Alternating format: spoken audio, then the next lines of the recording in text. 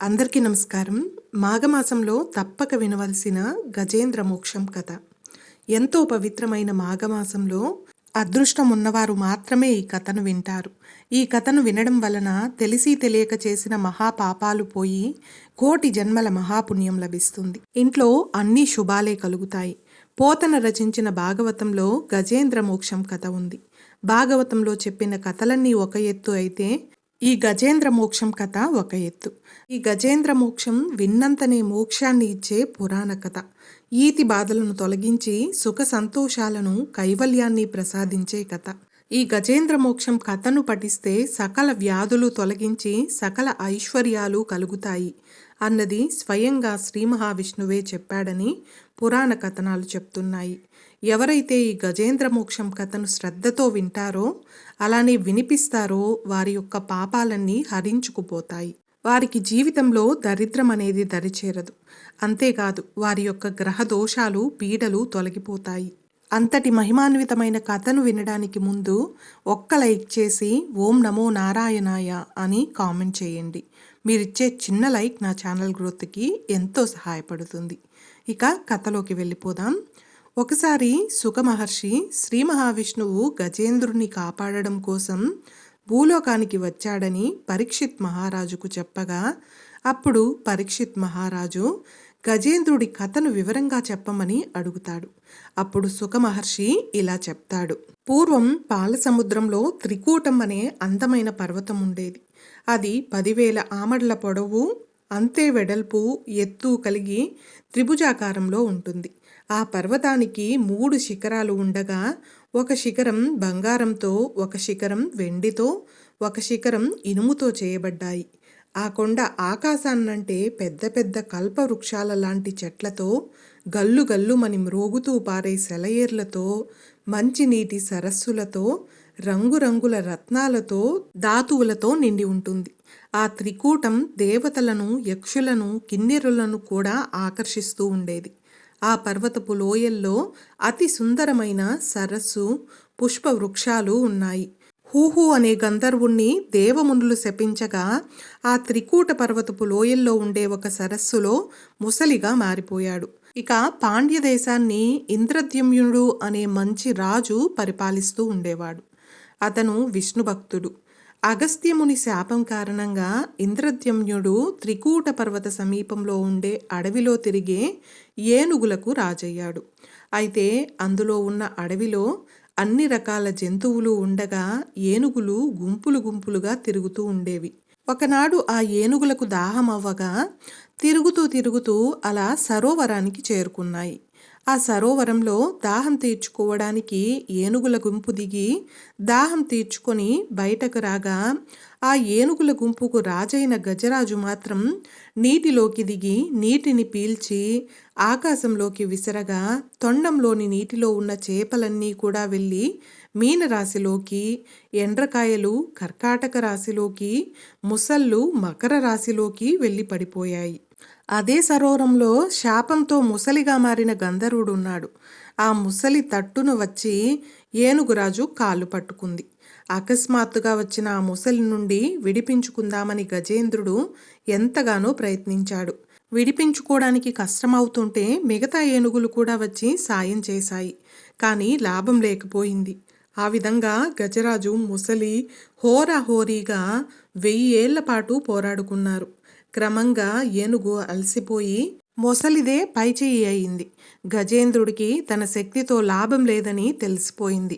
ఇక గజరాజుకు పూర్వజన్మ వాసన వల్ల దైవ చింతన వచ్చింది. అందరినీ రక్షించే ఆ దేవుడే నన్ను కాపాడాలి అని ఆలోచించి, నేనింకా పోరాడలేను అని దేవుణ్ణి ఈ విధంగా ప్రార్థించడం మొదలుపెట్టాడు. ఓ దేవా, కనబడుతున్న ఈ జగత్తంతా ఎవరి నుండి వస్తున్నది, ఎవరి యందు నిలబడుతున్నది, తిరిగి ఎవరి యందు లయమవుతున్నది, ఈ సృష్టికి మూలం కారణం ఎవరు, ఆది మధ్యాంతర రహితుడైన వాడు ఎవరు, అలాంటి ప్రభువునకు ప్రణమిల్లుతున్నాను. మునులు, మహర్షులు వీరందరూ కూడా ఎవరి పాదాలను ఆశ్రయిస్తున్నారో ఆ పాదాలే నాకు కూడా దిక్కని నేను నమ్ముతున్నాను అని గజేంద్రుడు ఇలా దైవాన్ని ప్రార్థిస్తూ ఉండగా ముసలి అతన్ని మరింత వేధించసాగింది. ఇక ముసలి వేధింపులు భరించలేక గజేంద్రుడు ఎన్నో విధాలుగా విష్ణుమూర్తిని ప్రార్థిస్తాడు. స్వామి, మీరు ఎన్నోసార్లు ఎందరిని ఎన్ని విధాలుగా రక్షించలేదు. ఆ ఆపద్బాంధవుడైన పరమాత్ముడు నా స్థితిని వినడా, చూడడా? నా కొరకు వెంటనే తరలిరాడా? తప్పక వస్తాడు. తండ్రి, నా ప్రయత్నాన్ని కొనసాగిస్తూ నీ అనుగ్రహం కోసం వెంపర్లాడుతున్నాను. నన్ను కరుణించు. ఈ బాధ తట్టుకోలేకపోతున్నాను. ఇక నా పరిస్థితి గమనించు అని పరిపరి విధాలుగా శ్రీహరిని వేడుకున్నాడు. ఆ గజేంద్రుని మొరను విన్న శ్రీ మహావిష్ణువు ప్రక్కనున్న లక్ష్మీదేవికి కూడా చెప్పలేదు. శంకు చక్రాలు చేపట్టలేదు. పరివారాన్ని పిలిపించలేదు. గరుగ్మంతుడు వచ్చే వరకైనా ఆగలేదు. తలకట్టునైనా సరిచేసుకోలేదు. ఆటలాడే వేళలో తన చేతిలోకి వచ్చిన పైటను ఆమెకు వదిలేయాలని కూడా ఆ శ్రీహరికి తోచలేదు. ఆ శ్రీ మహావిష్ణువు దృష్టిలో గజేంద్రుడు మాత్రమే ఉన్నాడు. గజేంద్రుని మొర మాత్రమే ఆయనకు వినపడుతుంది. గజేంద్రుని వైపు వేగంగా సాగి వచ్చేస్తున్నాడు. ఆ విధంగా బయలుదేరిన ఆయన్ని అనుసరిస్తూ లక్ష్మీదేవితో సహా మొత్తం సపరివారం వైకుంఠం నుండి శ్రీహరిని అనుసరిస్తూ వచ్చేస్తున్నారు. నారాయణుడు వెనుక ముందు చూడలేదు. గజేంద్రుడు వైపుగా వచ్చేస్తున్నాడు. అంతే, ఆయన వస్తున్నప్పుడు దేవతలంతా నమస్కరిస్తున్నారు. కానీ ఆయనకు గజేంద్రుని మొర తప్ప ఆయనకు ఏమీ వినిపించడం లేదు. ఆయన దృష్టంతా గజేంద్రుని వైపే ఉంది. క్షణాల్లో సరస్సును సమీపించాడు నారాయణుడు. ఈ విధంగా సరోవరం చేరి శ్రీ మహావిష్ణువు సుదర్శన చక్రాన్ని పిలిచి నీటిలోకి వెళ్ళి ఆ ముసలి తలని ఖండించమని చెప్పడంతో ఇక సుదర్శన చక్రం నీటిలోకి వెళ్ళి ఆ ముసలి తలని నరికివేయడంతో గజరాజు అప్పుడు ఊపిరి పీల్చుకుంటాడు. ఇక గజరాజు నీటి నుండి తామర పుష్పాన్ని తీసుకువచ్చి స్వామివారి పాదాలకు పెట్టి నమస్కరించాడు.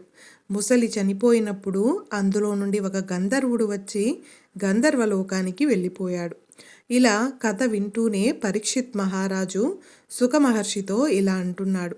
ఇంతటి పుణ్యం ఆ గజరాజుకు ఎలా వచ్చిందో చెప్పమని అడుగగా అప్పుడు సుఖమహర్షి ఇలా చెప్తున్నాడు. ఒకప్పుడు ద్రవిడ దేశాన్ని పరిపాలించే రాజు ఉండేవాడు. అతను అష్టాక్షరి మంత్రోపదేశం పొంది ఒక పర్వత శిఖరానికి చేరుకొని అక్కడ అష్టాక్షరి మంత్రం ఉపాసన చేద్దామని భావించి అక్కడే మంత్రజపం చేస్తూ ఉండగా అక్కడికి అగస్త్య మహర్షి వచ్చాడు. అయితే మంత్రజపం చేస్తున్నానని మహర్షి వచ్చినా లేచి గౌరవించకపోవడంతో ఆగ్రహించిన అగస్త్య మహర్షి ఏనుగు యోనియందు జన్మించెదవు అని శపించాడు. అయితే మహాపురుషులు ఏనాడైతే ఇంటికి వస్తారో ఆ రోజే పూజ ఫలిస్తుందని గుర్తుపెట్టుకోవాలి. ఇక అగస్త్య మహర్షి శాపంతో అలా గజరాజుగా జన్మించి తన ప్రాణాలు పోయే సమయంలో గత జన్మలో చేసిన మంత్రానుష్ఠాన ప్రభావం వల్ల శ్రీమన్నారాయణుడు గుర్తుకు వచ్చి శరణాగతి చేశాడు గజేంద్రుడు. ఇక గంధర్వుని విషయానికి వస్తే గంధర్వుడు ఒకరోజు గంధర్వ కాంతలతో నీటిలో నిలబడి స్నానం చేస్తూ ఉండగా అక్కడికి బాగా బక్కచిక్కిపోయిన ఒక మహర్షి రాగా అతన్ని అపహాస్యం చేస్తే గంధర్వ కాంతలు నవ్వుతారని భావించి నీటి లోపల నుండి వచ్చి ఆ మహర్షి కాళ్ళని లాగడంతో మహర్షి నీటిలోకి పడిపోయాడు. అప్పుడు ఆగ్రహించిన మహర్షి, నీకు నీటి అడుగు నుంచి వచ్చి కాళ్ళు లాగే అలవాటు ఉన్నది కనుక అలా చేసే ముసలివై జన్మించమని శపిస్తాడు. ఆ విధంగా సుదర్శన చక్రంతో తల నరకబడగా అతనికి శాప విమోచనం కలిగింది. అందుకే గంధర్వుడై గంధర్వలోకానికి వెళ్ళిపోయాడు. కాబట్టి ఎవరైతే ఈ గజేంద్ర మోక్షం కథను వింటారో వారి జన్మజన్మల పాపాలు తొలగిపోయి అష్టైశ్వర్యాలు కలుగుతాయి. జీవితంలో దరిద్రం దరిచేరదు. అలాగే ఓ మహారాజా, నీకు నేను వివరించిన విష్ణు మహిమతో కూడిన ఈ గజేంద్ర మోక్షం అనే కథ వినేవారి కీర్తి వృద్ధి చెందుతుంది. పాపాలు పరిహారమవుతాయి. చెడ్డ కలలు తొలగిపోతాయి. కష్టాలు దూరమవుతాయి.